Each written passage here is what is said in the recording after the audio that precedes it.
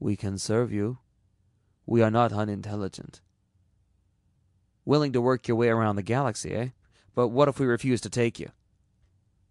The race would go on. Kung Su tells me there is no life on planets of this system, but there are other systems. You're whistling in the dark, Griffin scoffed. How do you know if any of the rational people survive? How far back does your history go? Joe inquired.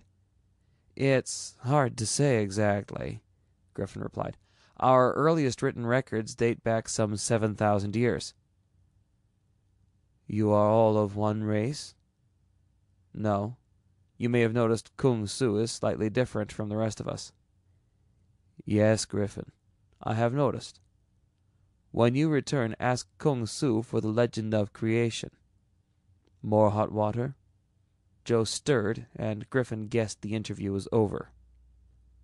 He drank another ritual cup, made his farewells, and walked thoughtfully back to camp.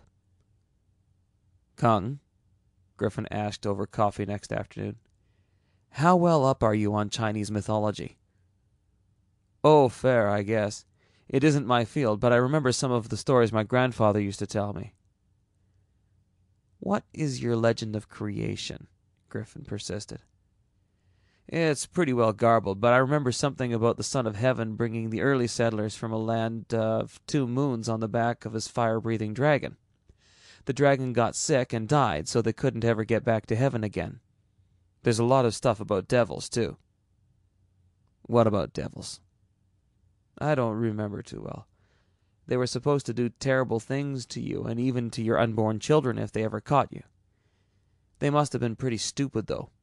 They couldn't turn corners. My grandfather's store had devil screens at all the doors, so you had to turn a corner to get in. The first time I saw the lead baffles at the pile chamber doors on the ship, it reminded me of home, sweet home.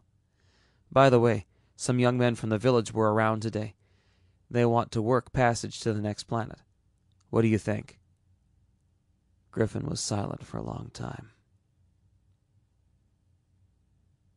Well, what do you say? We can use some hand labor for the delicate digging.